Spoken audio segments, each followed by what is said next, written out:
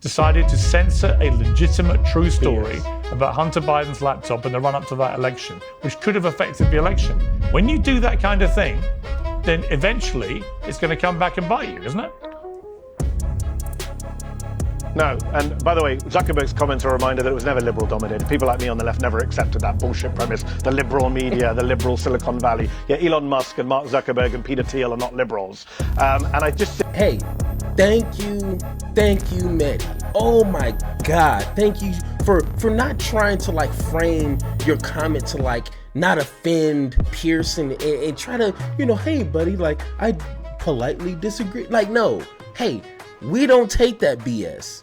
Now, when it comes to foreign affairs and situations that are happening in other countries, trust me, I am one of the individuals that I am trying my best to be aware and familiar with situations, especially when it makes news here in America, to try to be caught up on it to the best of my ability, because trust me, there's a lot of stuff happening here in America that it will take you years to understand and then conversate. So, I apologize. But when it comes to the situation that's happening in the UK, it is one of the situations that you can literally copy, paste, and put here in America.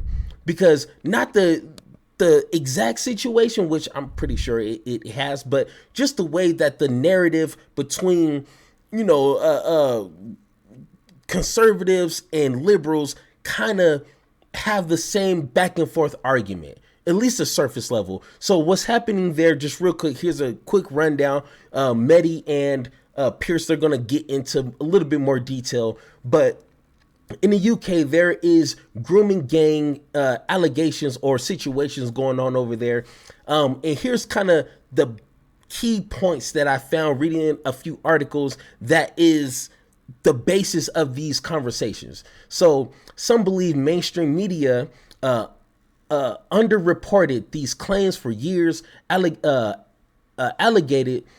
to avoid inflaming racial tensions.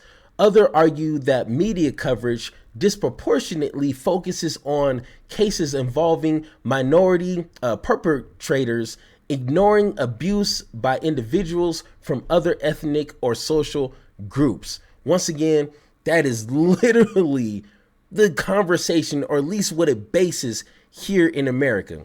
Far-right and nationalist groups frequently use grooming gang scandals to advance anti-immigration and anti-Muslim agendas, framing the issues as a failure of multiculturalism and integration policies. Once again, clear cut of what a lot of these Republican, white nationalist groups say. And that's what they use. And then that's an excuse to create policies that's based off of misinformation or just a hate of others to create those policies.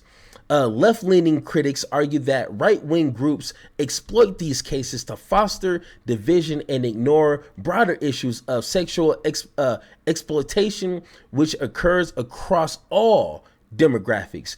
Advocates emphasize that addressing exploitations require understanding intersecting factors such as poverty, neglect, and systematic failures, rather than narrowing the lens to ethnic or cultural explanations.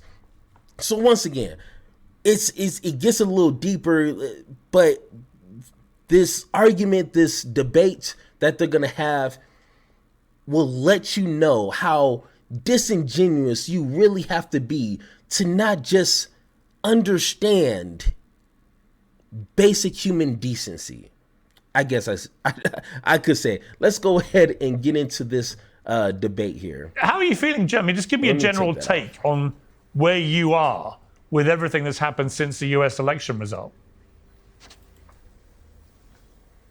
Yeah, I mean, you're right. I'm not happy about it. Obviously, why would I be? I'm not happy as you are, obviously. We're taping the day after Donald Trump did a 90-minute press conference where we were back to you itch if you don't have the right heater windmills, sharks, whales, all the usual nonsense, plus some dangerous lines. I don't know if you saw, Piers, yesterday, a reporter asked Donald Trump, do you think Mark Zuckerberg has rolled over for you because you threatened him? And he said, yeah, probably. He didn't say, no, I didn't threaten him. He said, yeah, probably. So that authoritarian streak is there. It's coming our way. We've got a lot of media companies. You're a big free speech champion, I know. Should be worried about a lot of media bosses just rolling over for an incoming government. It's not a healthy relationship in a democracy. I'm worried, and Elon Musk's role is a very interesting and scary role. We have the world's richest man, owner of the most influential messaging platform on the planet, probably, now getting a government job, lots of conflicts of interest, but also got the ear of the president-elect, but writing pieces in German, in the German newspapers, in favor of a party aligned with neo-Nazis, pushing Tommy Robinson, a man who you and I know who he really is, maybe Americans don't, pushing for Tommy Robinson's freedom, pushing for the right in Canada. You know, it's scary stuff, Piers. Their argument would be that the left behaved so disgracefully towards Trump and indeed towards Elon Musk that this is deserved payback, that actually the boot's on the other foot now, that when it comes to authoritarian behavior, the woke left really behaved, as you and I have debated how you could categorize it, but behaved like a bunch of fascists for a long time. And that actually it's all come back to bite them. They've lost power, almost all power in America. And that you do, and I feel, I'm interested in what you think, but I feel like the whole woke movement, if you like, is now being kicked firmly into touch. And Zuckerberg converting in the way that he's done so dramatically, pretty much to where Elon Musk is, maybe a recognition that some of the stuff that they got up to in the 2020 election, you know, censoring the New York Post over the Hunter Biden laptop. So, well, they're legitimate concerns. You know, you may laugh, but I think the tinderbox for all this was set. The tinderbox for this was set when big tech, which was liberal dominated, decided to censor a legitimate true story about Hunter Biden's laptop in the run-up to that election, which could have affected the election. When you do that kind of thing, then eventually it's going to come back and bite you, isn't it? No, and by the way, Zuckerberg's comments are a reminder that it was never liberal dominated. People like me on the left never accepted that bullshit premise. The liberal media, the liberal Silicon Valley. Yeah, Elon Musk and Mark Zuckerberg and Peter Thiel are not liberals.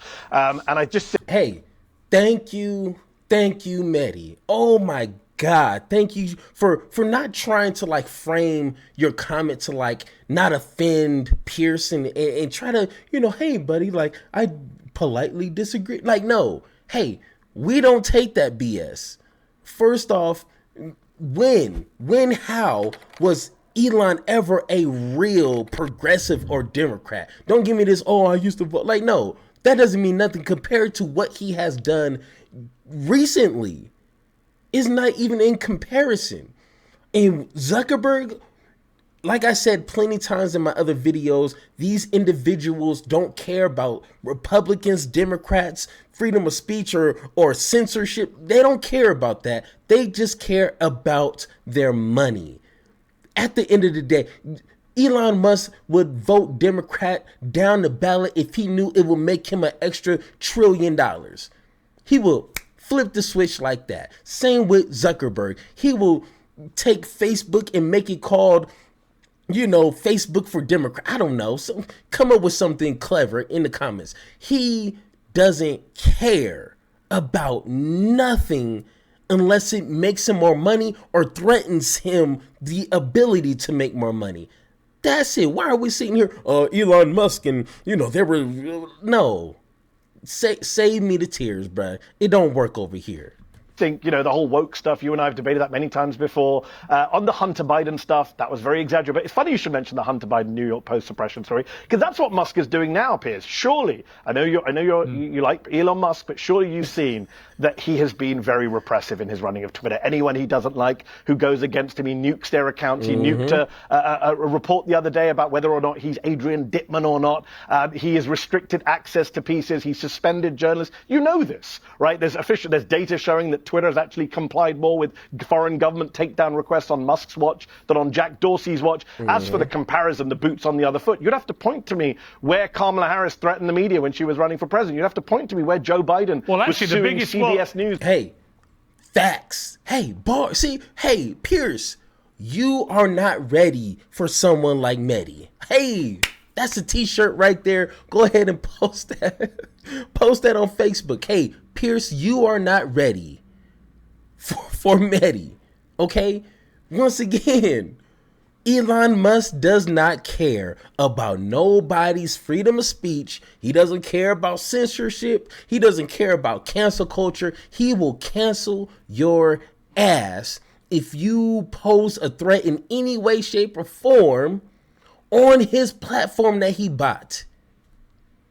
Why do you think he bought it? He didn't buy it to facilitate freedom of speech. If you believe that, like I done said a million times, if you believe that, PayPal me, okay? PayPal me $1 million and I will FedEx. No. I will deliver myself a golden bridge. Like a real life-size golden bridge, okay?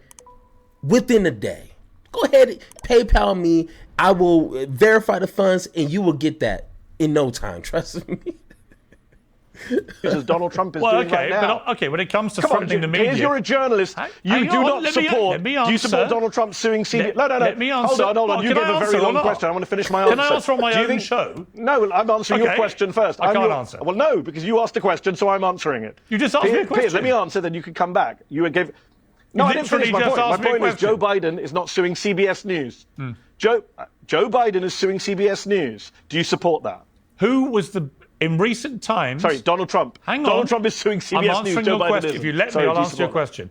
Which president of modern times was the biggest and most draconian threat in terms of his actions to journalists in America? Do you know? Barack Obama. You're going to say Barack Obama? Yes, because I'm right. I think Barack Obama was bad on those issues. He was the worst, by far. I think Donald Trump was worse, but I think Barack Obama was right. You know what? When had Obama, okay, and I haven't looked into the details of what they're talking about Obama being more against media platforms, which if MEHDI says, and Piers, if they agree on that, then okay. But I want to see where Obama said these publications, these media platforms are the enemy of the people. These people are the enemy of the state. I want to see that. Because yes, I believe if Obama did that, then that's a shame on him. But to say that he's worse than Trump, if he is, hey, I ain't no skin off my back. I don't owe Obama nothing. He don't owe me nothing. So if Obama takes the award for being fascist in that sense, then okay, we'll give him that award. But I need to know if he said anything in that fashion against American publications. I want to know. But hey, that's a different conversation. Like Trump suing Donald people? Trump right now. Trump suing people because actually people like George Stephanopoulos lied about him. They exaggerated what he'd been found guilty of, and guess what? When you lie, you and I both know ABC. You and I both know ABC would have won in court. ABC didn't go to court. They gave him $15 million. Now you might say, why do you think that is, Piers? Because of they the knew they legal were going to arguments, lose, or because they're sucking up to an authoritarian, or because they knew they were going to lose. Bullshit. No legal expert agrees with you on that. Piers, legal experts don't agree with you on that. Actually, most lawyers don't agree with you on that. You're wrong. MEHDI, you'll never agree with me it's about the things opposite. like that. It's because they're scared. It's because everyone's bending the knee. It doesn't suit your agenda to accept what may have been a simple case. George Stephanopoulos lied about him. Do you support Donald Trump suing a pollster because he doesn't like a poll result? I think Donald Trump. This is insane, Piers. I thought you were a free speech champion, who he likes. but now you're rolling over for Trump as well. Donald Trump can sue who he likes. Do you support it? Is my question. Do you support a president of the United States suing media organisations he doesn't like? Do you support that? Do you? Free speech champion Piers Morgan. Do you believe he has a right to? So you're rolling over like Mark Zuckerberg as well. Wow, do you believe he has a right to sue people? For Donald Trump. Does he have a right to sue people? Of course he has a right to, but is he right to? Okay, then we're agreed. Is he right to? Is the question you're dodging? Then we're agreed. No, it doesn't. No, we're not agreed. Do you support his lawsuit? Yes or no? Doesn't matter. It does matter. Man, I hate people like Piers that just won't be honest. Okay, stop trying to save, I guess if they're trying to save their career and not lose their fan base, I guess you have to be disingenuous. But how scummy is that? Just be like, yes, MEHDI, anyone has the right to sue, but for you to sue has its own implications. And let's just be honest with that. You know, like, it I don't know. It's hard to explain moral and integrity to people. You know, I come to realize that's something that's just in people and is not in others. You know, like, if you have to explain what that is to someone and they're just looking at you with a with that kind of face, then they don't got it. They're not going to understand it. Don't waste your time trying to explain to them something so basic like that. The only reason why Trump was suing sued ABC and maybe in the future some other news media outlets is because he doesn't like the coverage. That's simple. Like, come on, Jesus Christ. It's a very simple question. Doesn't matter. Oh, you're too scared to answer. Got it. No, Donald Trump Answer the sues people all the question. time. Do you think he's right to sue the pollster? And do you agree with it? You have strong views, Piers, but you're not telling me today. Let's get to your strong. Let's get I to guess you're your. like Mark Zuckerberg, Let's scared get of to Donald your Trump. strong views, MEHDI. Oh yeah, let's change the subject. No, so I don't I have think to you've answer the forgotten question. whose show It's a simple it is. question. Do you support Donald Trump's lawsuit? It's not your Do show. you support Donald Trump's lawsuit? It's not your against show. the pollster? I'm asking you the questions. Look at this kid. What a coward, bro. Just answer the question. Who is paying this guy? They're paying him what? To sit here and dance and tiptoe around Donald Trump? Man, it's weird that the individuals like Piers who champion freedom of speech don't have the spine to speak up. That is ridiculous to me. I believe individuals that are scared to speak out on something or are too busy sitting on the fence are cowards and they do not deserve their own show. That's simple. I'm tired of people always trying to save face and scared to speak up when needed. Man, I'm tired of all these cowards, bro. All right. Well, everyone can see that you don't want to answer the question. They can. Mm-hmm. They can see that I want to ask you questions, not have you pepper me with questions. Now, let me ask you a question. This gang rape scandal in the UK is horrific, has always been horrific. I think it was despicable in terms of the details. I think it was despicable it took so long for it all to get properly exposed. I still don't think it has been. I think it was utterly despicable, the scale of the cover-up, whether it was the police, whether it was council officials, whether it was social workers, everyone whose job it was to protect these young girls failed them spectacularly. I think on that we're probably completely in agreement. Yes. The issue that is raging now is whether there should be a new national inquiry and whether someone like Elon Musk, in his very blunt, often very abusive manner, as we've seen with the rhetoric he's used against Keir Starmer and Jess Phillips and others, dishonest. which I don't agree with, the way he's phrased himself with some of these, particularly Jess Phillips after the murder of 2 MPs in the UK. So I think, again, we'd agree on that. But I've also taken the sort of back step and gone, actually, I do think there should be another national inquiry. I do think the first one, they didn't act on any of the findings anyway, but actually the first one was very wide-ranging.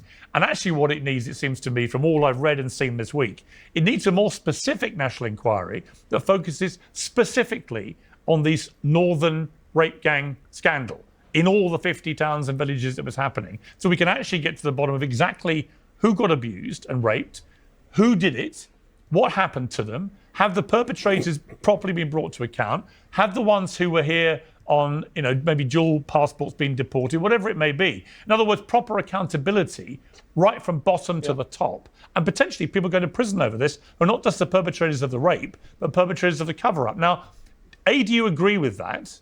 And B, Elon Musk pushing this, is that actually a big problem, notwithstanding you and I agree about the rhetoric being wrong?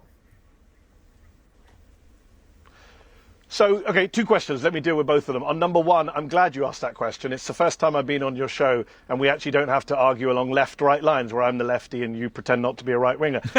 And they proceed to argue over that exact premise that he's the lefty and he's the pretend righty. So it isn't a left-right issue. It's actually an issue of what do you think is the right way forward, right? This is a horrific scandal. What happened to children in the UK is disgusting. It is one of the great crimes of our time, no doubt about that. And I can't even read the details. It's sickening, horrific, it's disgusting. Yeah. And by the way, you know, this happened. A lot of this, it's ongoing. Obviously, it's an ongoing problem in every country. But you know, the real scandals happened 10, 15 years ago, and that's what's tragic that we're talking about it now. But I would say to you, look, on the national inquiry point, I don't know. It's not a left-right issue. So I did sit down this week to kind of get my thoughts together. What do I think about this? I'm not an expert on this stuff, nor are you. So kind of I looked at what the experts are saying, and two people I respect very much in this field. One is Professor Alexis Jay, who ran the independent inquiry on child sexual abuse. It was a 7-year investigation from 2015 to 2022, cost over £100 million. I think it was 468 pages long. I haven't been able to read all of it,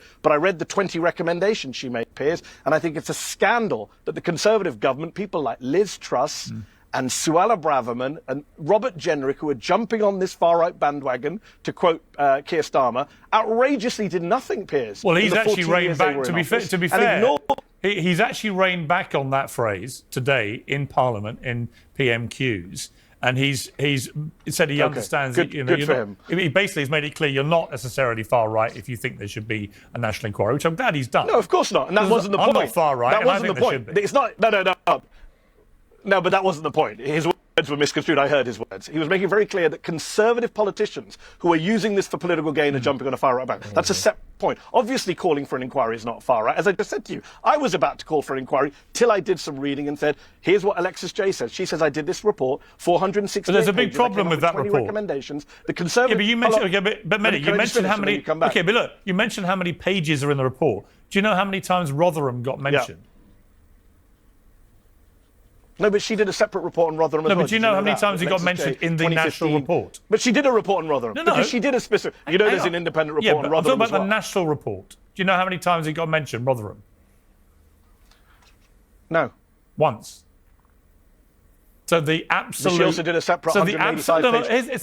My point, she also did a separate... No, my point, though, is that the epicenter of this scandal was Rotherham, and yet it merited one mention in her national report. And that's the point that people are making, which is actually that national report was so wide-ranging, taking in all sorts of different kinds of abuse, that it couldn't properly focus on this actual specific scandal of predominantly British Pakistani men abusing young white girls. That's the scandal that needs a proper laser-like focus, I think. So this is, at least in my opinion, where this conversation kind of goes steering to what I highlighted at the top of this video. Now, from what I'm hearing, and I didn't read the report that they're talking about, 400 some pages, I'm gonna have to have somebody summarize that for me. And like, honestly, like, hey, don't got that kind of time to read 480 pages. But if old girl had did a separate report on this individual, that doesn't mean that she's not putting a spotlight on him just because she mentioned his name once, which, once again, we'll have to clarify, because saying she only mentioned once and maybe she mentioned him 15, 20 times is totally different, okay? But I don't agree that of what Piers is saying, like she's not taking the scandal seriously because she only mentioned the perpetrator one time. When MEHDI is saying she did a whole separate report just on that individual. Once again, if that's what I'm getting, he's been a little disingenuous in that. And I mean, it's not surprising it's Piers, but okay, got you. Well, okay, and that's fair enough. I think that we can debate about the Pakistani men angle. There's a big debate about the ethnicity factor, as you know. But just one last point on the Alexis Jay report. The vast majority were British Pakistani. Can I finish a sentence? Well, they were. That's not true. In those specific towns, yes, but as a phenomenon in the UK. What do you mean it's not true? As a national phenomenon, the Home Office... Can I finish a sentence, Piers, or are we going to get through this interview? Sure. Every time I start a sentence, you interrupt me. Go on. The Home Office, under a Conservative government in 2020, put out a report, not sure if you've seen it, got a lot of coverage, saying that the majority of men in grooming gangs, which is not a great phrase, are white men. under the age of 30. That was the survey data that they found. They said we need more research. It's not a hard and fast result. We don't have enough ethnicity data. Do you know a lot of police forces, Piers, 30, 40, 50% of victims and perpetrators, they just don't register the ethnicity. How many white That's men? Not to say how many white specific men? Gangs, okay. How many white That's men? not to say specific how many gangs white in men have been Rotherham charged? and Rochdale and Telford were brown. Okay. So let's just focus but Piers, on... But Piers, here's what bothers me. And you asked me about Elon Musk. Sorry, I didn't get a chance to get to that because you cut me off. Hang on, I'm allowed to respond to what you just said. Because the reality is what you're doing is you're massively distorting... You're massively distorting the story, aren't you? No, you are. I started telling you about Alexis J. You jumped in with your gotcha about Rotherham. Have you read the 20 recommendations of Alexis J's report? Can you tell your viewers what the 20 recommendations are? It's not a gotcha. And by the way, how many times is Rotherham mentioned in the report? It is. Have you read the 468-page report? Mehdi, when I went on your show recently, I let you ask me all sorts of questions because it was your show. Okay? I'm asking and I let you questions answer them. You ever let me finish a sentence? I have. You ever let me finish a sentence? You keep saying things which I want to challenge. You keep saying things I want to challenge. Yeah, so let me say them, and then you challenge them. So let me just say them, and I promise, I say them, and then you challenge me. Let me ask you a question. I'll say them really fast. I speak really fast. Let me just say them. Alexis J says no need for a new inquiry because her 20 recommendations, I don't agree with her. You don't know what they are, haven't been implemented yet. I know. But that's fine. I do agree with her. David Greenwood, who was this lawyer for the victims in Rotherham. You mentioned Rotherham as a gotcha, I think. David Greenwood, who was a lawyer in Rotherham of the girls. He was that's my opinion. I have a right to opinion. David Greenwood, the lawyer in Rotherham, of the dozens of girls, he's the guy who represented the girls in Rotherham. He says, I don't think we should have another inquiry. There's too many inquiries. We need action. We need to get the recommendations done. Another inquiry, he says, would be a distraction. Now, that's not a gotcha on my end either. Maybe we should have another action inquiry. I don't feel that strongly about it. I'm just telling you, Piers, for your viewers who are following Elon Musk's nonsense, a man who knows nothing about this stuff, that David Greenwood, a lawyer involved in this, and Alexis J, who did an inquiry in Rotherham and then did a national inquiry, says we shouldn't have another inquiry. Yeah, and I'm making the point that in her national inquiry, she mentioned... You and I are not experts. I'm making the point in her national inquiry, she mentioned Rotherham once, and there, for me, is the problem. But the other problem... And in her Rotherham inquiry, she covered it in detail. She also said, don't make a link between Pakistani men and this problem, because white men also involved in grooming gangs. Rape gang scandal in the 50 towns and villages involved in this rape gang scandal. Tell me this. You've just tried to suggest that more white men were doing it than British Pakistani men. Bit of a surprise. The Home Office bit of a surprise, I would think, to everyone you've just named. That's the Home Office report. Who've done the report. Okay, so how many white men involved in this rape gang scandal? That's the Home Office research, Piers. Facts don't care about your feelings. Hang on. Hey. How many? Hey. There we go. It's kind of weird that Democrats and progressives are starting to have to use that phrase on Republicans more so often now. Hey, facts don't care about your feelings. Okay? And I mean, it's a beautiful thing, because when you have the facts on your side, like, you just gotta sit back and just let the facts do its speaking. But when you're in your feelings, well, you know, I feel like, but you know, the vibes, right? Like the vibes of the people. Like, no, I'm sorry, vibes don't pay the bills. Facts, you know, data, analytics, statistics, you know, the proof in the pudding. That's what we're working on. But hey, MEHDI, I love it. Points for you, bro. White men have been taken to court, charged and or convicted of raping these white girls in these 50 towns and villages, just for the record. Okay. All right, I don't have the full numbers, but let me give you some examples. In 2023 in Glasgow, what there were percentage? 7 years of child Give sex me a crimes percentage. prosecuted. Piers, we don't have the percentages. That's the whole point. We know that the very vast majority are actually British Pakistanis. So hold on. You're trying to deflect it into things. I'm gonna start using that as analytic numbers. Like if I don't, hey, a very high percentage. Like, but if we're trying to have a conversation based off actual percentages, I need numbers, not very high, because very high could be 12%, because 12 is more than 9. So in 12% is very more high than 3%. So like, give me a number and then proceed with this conversation. Now, if you're just having a general conversation with another individual, then yeah, sometimes you can get away with, a very high amount. But the conversation that MEHDI is trying to have, you can't just pull a very, very, very high number and make that truth. Come on, I'm sorry, that's not going to work in this specific conversation. Thinking it's somehow white men doing all this. Oh my God. So in Glasgow, there were white men. So 11 people abused 3 children, one of them in a nappy diaper. I'm not talking white about gang. Glasgow. You're not talking about that, nor is Elon Musk. In the West Midlands, in West Midlands, a decade of child sex crimes. 21 white people abused 7 children, all of them under the age of 12. Right. In Cornwall, in 2010, these 3 aren't years the of sex scandal crime. we're You're not going to talking cut me off about, when I talk MEHDI. about sex crime. 6 men. Well, I'll get to that in a moment. 6 men abused 30 girls, the youngest of whom was 5 years old. And you've just made my point for me. These are the scandals we're not talking about. Why? Why are we defining child sex crimes and grooming gangs by race, unless you're a racist or trying to make political hay out of this? I care about the victims of all crimes. I don't give a damn whether the perpetrator was brown, black, white, blue, or yellow. I think we should support the victims of those crimes. And if you're only obsessed with the perpetrators, as Elon Musk is, as Robert Jenry is, then you don't actually care about these girls. That's what Alexis J said. But the argument... Hey, Piers, here is some advice. I know you got this huge platform, millions of subscribers and viewers, but here, please take this advice, okay?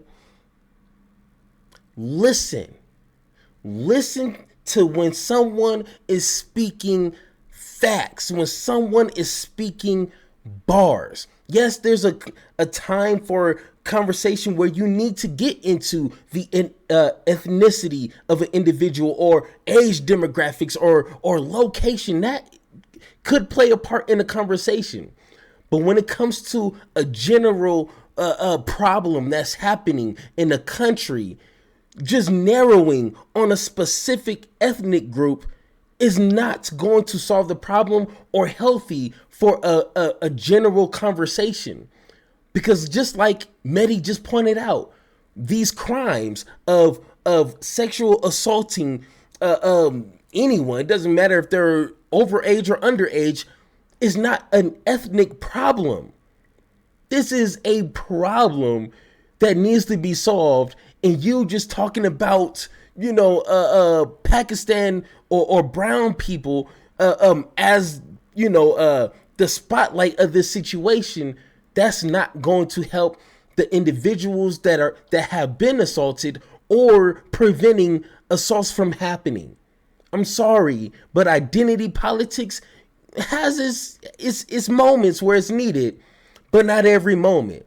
And if the people who are championing the conversation and trying to steer it towards a group of people that are non-white normally, if they're racist and been known to say some racist, hateful things, and that's how they built their platform, maybe we shouldn't listen to them. I'm just saying, maybe that's not a good source to have behind you pushing this conversation towards their political agenda. I'm just saying, I don't know. I just got 30,000 subscribers, so who am I? I don't know. As you know, the argument, as you know, from those who do want a big further inquiry, is that actually it was a very specific section of the community, a very specific section of the Muslim community, and it was British Pakistani men who they believe were operating under some warped cultural thing, which they felt entitled them to behave this way. That's not proven, right? That's what we need. That's what we need. Obviously, more studying on, more research, and I agree with that, because these guys in places like Rochdale, rather, were British Pakistani men overwhelmingly in those cases. Yes. But it's very interesting that you pick a sample and then say, these are the towns we're talking about. They're all brown. Well, why can't we talk about Cornwall or Glasgow or the West Midlands? I'm saying this is a phenomenon that happens nationwide. There are multiple, Piers, surely you'd accept, there are multiple factors. There are experts on child sex abuse who you should invite on the show, I'm not one, who will tell you there are multiple factors that cause this stuff. I mean, this happens in every country in the world. In these towns, clearly there were a lot of things going on. We know about police corruption. We should be talking about police corruption in places like Rotherham, where the police knew what was going on, and there are Exactly, and there are allegations of like money and drugs going between the perpetrators and the police. All sickening, These girls were treated badly, not just because they were white. Not just because they were white, Piers. Let's talk about the class issue, because they were seen as worthless. They were seen as poor, working class, not having any value or credibility. So there's a lot of things to talk about here. And yes, we can talk about culture, but you know what? It's interesting you bring religion in. Religion is the most absurd thing of all. Do you think Islam sanctions any of this? These people were plying girls with alcohol and drugs. Last time I checked, alcohol is forbidden in Islam. Even an ignorant person knows that. So any idea that this has anything to do with religion is absolutely absurd and laughable. And again, we don't define white people crimes by Christianity or Judaism. We don't talk about Hindu bankers or Jewish carjackers. I'm not sure why we're bringing religion into this. It's absolutely absurd. And last point on the victims, Piers, I just want to say this, and I'm sure you'll appreciate this point. The victims were overwhelmingly white, right? But they weren't only white. There's this new thing going on that these brown men decided to target white girls because seen as outside the community and fair game. Not true. If you read Alexis Jay's report on Rotherham, then you'll see that she points out that there were a lot of young Asian girls who were also abused by these men, but who didn't come forward because of, quote unquote, the shame in their community, their parents saying they'll never get married. So there are actually a lot going on here that we've just glossed over. And Elon Musk coming in with his disinformation, his racism, his Islamophobia, championing Tommy Robinson. Surely you would condemn the championing of an Islamophobic, violent bigot like Robinson, and lying that he's in prison because he uncovered this. Robinson had nothing to do with this. In fact, Piers, I literally have been doing that for the last week. You know, Piers, that good. And Piers, you know that Tom. And it's weird, like, why are we surprised that Elon Musk would align himself with someone like Tommy? Which, once again, I got to figure out a little bit more detail of who he is, but from what I seen today, when I did a little he doesn't seem, it's perfectly understandable why he would align himself with someone like him after he done built up this racist, bigoted Republican Party. Hey, I'm not surprised. Birds of a feather. There you go. Finish it. Fly. Hey, there we go. I'm just saying. Those type of individuals seem to gravitate around other people like them. So I'm not surprised. Tommy Robinson almost jeopardized a trial against a bunch of brown guys in Huddersfield with his contempt of court antics. Twice, he nearly wrecked 2 trials. He's not a champion of the victims of gangs. No, he's not. What do you say? I'm genuinely curious what you think of this. You know, I said on X yesterday that Tommy Robinson is, to me, is the embodiment of an Islamophobe. He's Islamophobic. And there's plenty of examples of where his rhetoric, I think, stacks that up. To which a lot of people, including Gad Saad, who's coming after you, say there's no such thing as Islamophobia. That's the argument that they come up with, which is there is no such thing as Islamophobia, that you're allowed to be as critical as you want of Islam without being accused of being an Islamophobe. What do you say to that? Can you imagine if I came on your show and said there's no such thing as anti-Semitism, you should be able to be as critical of Judaism as you want? That's an absurd position to take. It's a de facto bigoted position. People say nonsense stuff. You've heard it all, Piers. Oh, it can't be a phobia. That's an irrational fear. That's not what it's like. Well, we have homophobia. We don't say we don't really use it. Am I a fan of the term Islamophobia? No, but anti-Semitism, homophobia, Islamophobia, all these are made up words to try and describe very real phenomenon, which is anti-Muslim bigotry, hate, discrimination, whatever you want to call it, right? The idea, look at Elon Musk, for example. He's now posting about Islamophobia being fiction. This guy who once pretended to be a liberal has gone full hard far right.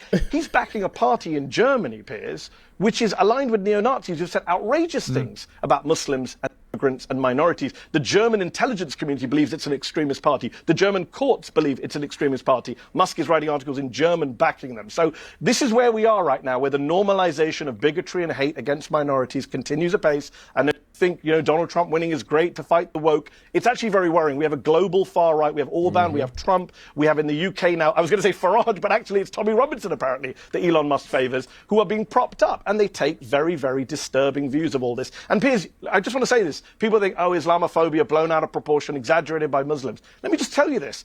In New Zealand, in Christchurch, you remember the 2 mosque attacks in the last Trump presidency, when a far-right attacker in New Zealand went and killed more than 50 Muslims as they prayed. Do you know what he had written on his ammunition, on his bullets?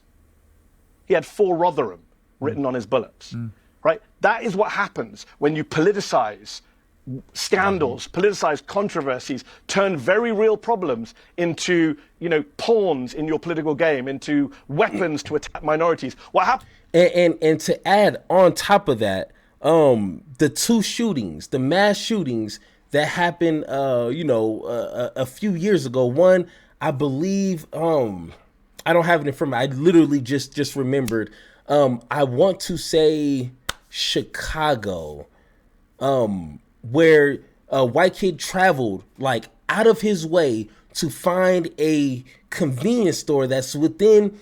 He Googled like the closest black community to his area, traveled miles away, and shot up a dollar store because he believed in the white replacement, the great white replacement. Same situation with the individual that went into a black church and killed dozens of people because he believed that black people were attacking white people. And it was this whole civil war that was going on. That's what happens when these individuals try to politicize, just like MEHDI said, just to get a W. They don't care about the consequences of their words, that there's literal idiots taking what they're saying to heart. And if these individuals are just saying this just to get a political win, or they're actual racist, this is what happens. So, hey, I don't understand 2 + 2 = 4. It's that simple. This is what happens when you politicize these situations that doesn't need to be specifically targeted to a race. I'm sorry, that's pretty simple to me. What happens is extremists then jump on that. That's what Keir Starmer was talking about. There is a far-right bandwagon. In Rotherham, an 81-year-old grandfather, Piers, in 2015, was beaten to death by a gang who shouted "groomer" at him.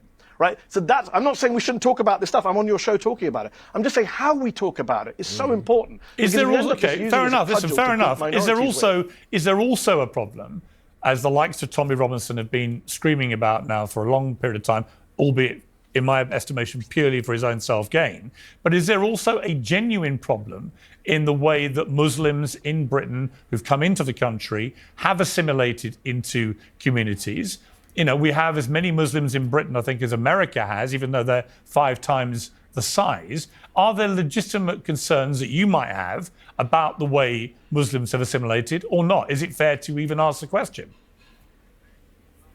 Of course it's fair to ask the question, and I've asked the question myself. I've written about multiculturalism and integration and all of these issues for over 20 years, back when I was in the UK for The Guardian, for The New Statesman. Again, it's how you do it, right? It's not my problem with The Telegraph and parts of The Times, and of course the Daily Mail and the Daily Express, is they do it in a jingoistic, belligerent, one-sided manner. I just gave you the example earlier. We talk about rape gangs. Let's talk about rape gangs. You only talk about Pakistani men. Why aren't you talking about the people in Cornwall or the West Midlands or Glasgow? That becomes a problem. I want us to be able to talk about this in a way that is fair and not discriminatory and not tropes about, oh, brown men are coming here to rape our daughters. That kind of stuff, Piers, I think you would agree is not helpful. And that's the same type of white supremacy talking points they used to slave African people during slavery. Oh, they're not mentally capable of taking care of themselves. Oh, this is how they stay in line. We have to rule over them. This was stuff that they actually documented. And after the Emancipation Proclamation, after they set free the slaves, there was documentation, scientists that said that we give them a few years before these people, black people, die because they don't have the mental capacity to take or look after themselves.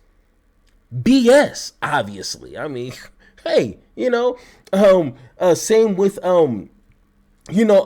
during Jim Crow, especially a lot of movies and news articles depicted black men having this savage, appetite of white women. Or they just can't control themselves. They're going to take your white women. And that's what encouraged lynching, imprisonment for little to no reason, beatings. That's what drove those types of policies and hateful crimes. So once again, we can have the conversation, but it's how you frame it is what's going to invoke these effects onto these communities, onto these people.